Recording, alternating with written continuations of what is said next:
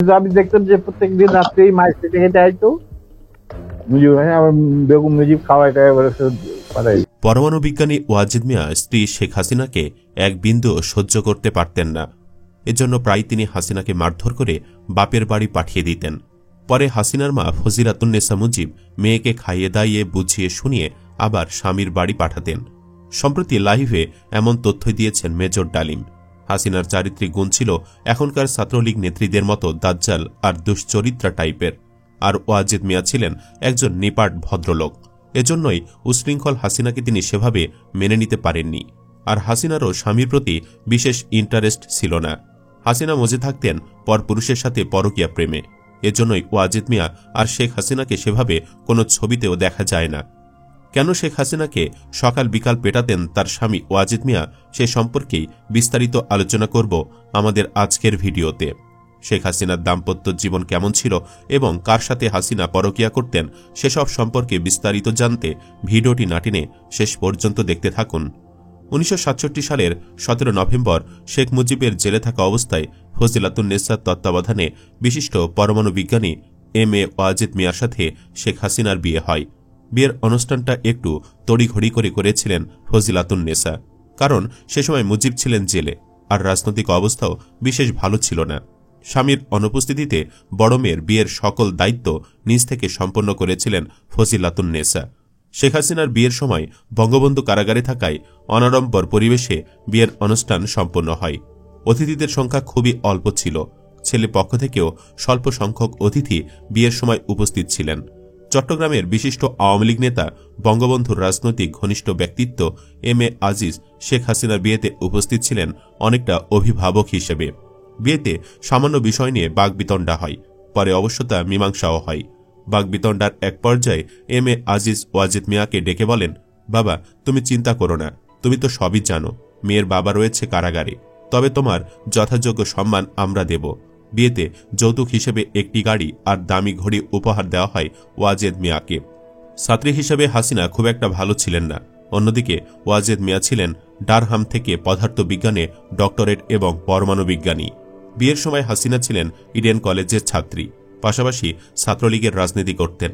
ওয়াজেদ মিয়া নিজের কাজ নিয়ে বেশিরভাগ সময় বিদেশেই থাকতেন, আর হাসিনা থাকতেন দেশে। মাঝে মধ্যে যতটুকু তিনি দেশে আসতেন তাতে কখনোই হাসিনার সাথে তার বনিবনা হয়নি। সুদর্শন ওয়াজেদ মিয়ার কাছে হাসিনা ছিলেন অতি নগণ্য একজন নারী। সাংসারিক জীবন বিশেষ উল্লেখ করার মতো ছিল না, প্রায় দ্বন্দ্ব হতো, স্বামীর হাতে মার খেতেন, যে তথ্য আমরা মেজর ডালিমের কাছ থেকে শুনেছি। এরই মধ্যে দেশে মুক্তিযুদ্ধের পরিস্থিতি শুরু হয়। যুদ্ধ শেষে শেখ মুজিব ক্ষমতা গ্রহণ করেন। 1975 সালের 15 আগস্ট এক সামরিক অভ্যুত্থানে হাসিনার স্বামী, সন্তান এবং তার বোন শেখ রেহানাবাদে পরিবারের সকল সদস্যকে এক সেনা অভ্যুত্থানে শেষ করে দেয়া হয়।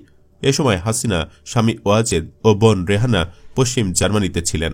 পরে ভারতের প্রধানমন্ত্রী ইন্দিরা গান্ধীর কাছ থেকে রাজনৈতিক আশ্রয়ের প্রস্তাব গ্রহণ করেন। পরিবারের বেঁচে থাকা সদস্যরা 6 বছর ধরে ভারতের নয়াদিল্লিতে নির্বাসিত জীবনযাপন করেন। এরই মাঝে ভারতে থাকা অবস্থাতেই হাসিনা আওয়ামী লীগের প্রধান হন। 1981 সালে হাসিনা দেশে ফিরে আসেন। এ পর্যন্তই ওয়াজেদ মিয়ার সাথে কোনোরকম টেনে টুনে সংসার চালিয়েছেন হাসিনা। এরপর হাসিনা রাজনীতি আর পরকীয়া জড়িয়ে পড়েন। বাড়তে থাকে স্বামীর সাথে দূরত্ব। এরই মাঝে হাসিনার জীবনে আসেন মৃণাল কান্তি দাস নামে হিন্দু এক যুবক। যতদূর জানি মৃণাল কান্তি দাসের সাথে সাবেক প্রধানমন্ত্রী শেখ হাসিনার প্রথম পরিচয় হয় দলের প্রধান থাকা অবস্থায়। তখন মৃণাল কান্তি দাস ছিলেন একজন তরুণ ছাত্রনেতা এবং মুন্সিগঞ্জ জেলার সরকারি হরগঙ্গা কলেজের ছাত্র সংসদের ভিপি। ক্রমে তাদের মধ্যে ভাবের আদান প্রদান শুরু হয়। তাদের রঙ্গলীলা সম্পর্কে জানা যায় মুক্তিযোদ্ধা মতিউর রহমান রেন্টুর লেখা আমার ফাঁসি চাই বইয়ে। হাসিনা পরিবারের কেয়ারটেকার রেন্টু হাসিনা আর মৃণাল কান্তির পরকীয়া প্রেম সম্পর্কে অনেক কিছুই লিখেছেন। রেন্টু লিখেন, হাসিনা 1981 সালের 17 মে বাংলাদেশে আসার পর থেকে তার স্বামী ডক্টর ওয়াজেদ মিয়ার সাথে কখনোই একটি দিন বা একটি রাত স্বামী স্ত্রী হিসেবে কাটাননি। শেখ হাসিনা বাংলাদেশে আসার পর বিভিন্ন জায়গায় থাকার পর প্রধানমন্ত্রী সরকারি বাসভবন গণভবনে থাকতেন, কিন্তু তার স্বামী ডক্টর ওয়াজেদ প্রথম থেকে মহাখালীর আণবিক শক্তি কমিশনের কোয়ার্টারেই থাকতেন। তিনি কখনোই হাসিনার সাথে থাকেননি। শুধু তাই নয়, বঙ্গবন্ধু কন্যা শেখ হাসিনা যখন তার স্বামীর মহাখালী কোয়ার্টারে থাকতেন তখন ডক্টর ওয়াজেদ থাকতেন ওই কোয়ার্টারের ভেতরে রেস্ট হাউসে। উভয়ের সাথে রাতে দিনে দেখা সাক্ষাৎ তো দূরের, মুখোমুখিও হতেন না। রেন্টুর ভাষ্যমতে তখন হাসিনা অন্য একজনের সাথে প্রেমের সম্পর্কে ছিলেন।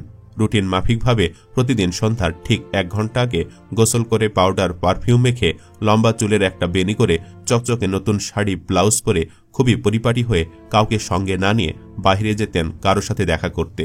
এরপরে 1987 সালে হাসিনার জীবনে আসেন মৃণাল কান্তি দাস। রেন্টু লিখেন, মৃণাল ধানমন্ডি বঙ্গবন্ধু ভবনে দিবারাত্রি সার্বক্ষণিকভাবে থাকতে শুরু করল।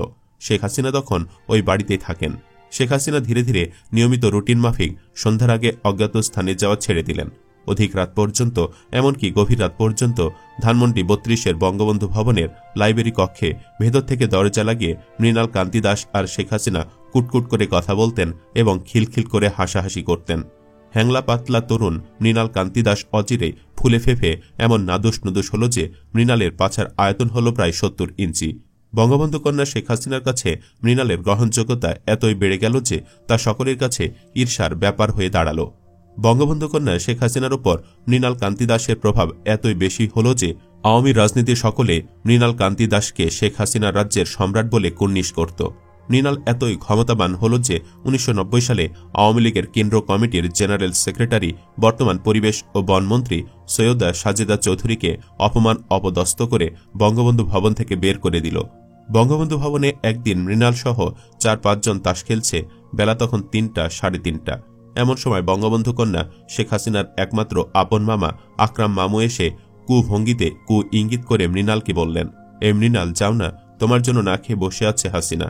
মৃণাল বলল, আরে থাকতে দেন কিছুক্ষণ না খেয়ে। মৃণাল খেতে যাচ্ছে না, তাই শেখ হাসিনা না খেয়ে মৃণালের জন্য প্রতীক্ষা করছেন। আকরাম মামা সেই কথায় মৃণাল কান্তি দাসকে বললেন, কিন্তু আকরাম মামার এই কথা বলার বাচনভঙ্গি খুবই খারাপ এবং খুবই আপত্তিকর।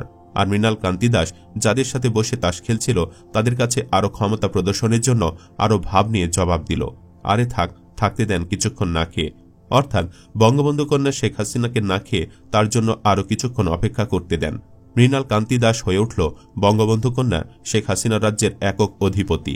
মৃণালের কথাবার্তায়, চালচলনে, আচার ব্যবহারে একক অধিপতির ছাপ পরিস্ফুটিত হতে লাগল। একদিন মৃণাল কান্তি দাস বঙ্গবন্ধু কন্যা শেখ হাসিনার ওপর রাগ করে চলে গেল। বঙ্গবন্ধু কন্যা শেখ হাসিনা নিজে গিয়ে রাগ ভাঙিয়ে মৃণাল কান্তি দাসকে সঙ্গে করে বঙ্গবন্ধু ভবনে নিয়ে এলেন। এর কিছুদিন পর মৃণাল আবারও রাগ করে বঙ্গবন্ধু ভবন ত্যাগ করে চলে গেলে শেখ হাসিনা অনন্যপায় হয়ে মৃণালকে আবারও বঙ্গবন্ধু ভবনে ফিরিয়ে আনলেন। রেন্টুর এসব লেখা প্রমাণ করে স্বামী রেখে তিনি একজন হিন্দুর সাথে প্রেমের সম্পর্কে লিপ্ত হয়েছিলেন। রেন্টু আরও লিখেন, 1991 সালে নির্বাচনে হেরে গিয়ে ধানমন্ডি 32 নম্বরের বঙ্গবন্ধু ভবন ত্যাগ করে হাসিনা মৃণাল কান্তি দাসকে সঙ্গে নিয়ে 29 নম্বর মিন্টু রোডের সরকারি বাসায় উঠলেন।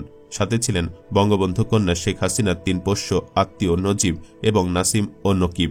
তাদের ওই বাসায় আনায় রেগে যান মৃণাল, ব্রেকআপ করেন হাসিনার সাথে। এরপর হাসিনা বহুবার মৃণালকে অনুরোধ করেও সম্পর্ক জোড়া লাগাতে পারেননি। এই অসন্তুষ্টির এক পর্যায়ে মৃণাল কান্তি দাস বঙ্গবন্ধু কন্যা শেখ হাসিনার মিন্টু রোডের সরকারি বাসা ত্যাগ করে চলে গেল। মৃণাল চলে যাওয়ার পর শেখ হাসিনা 3বার নিজে স্বয়ং মৃণালকে ফিরিয়ে আনতে যান।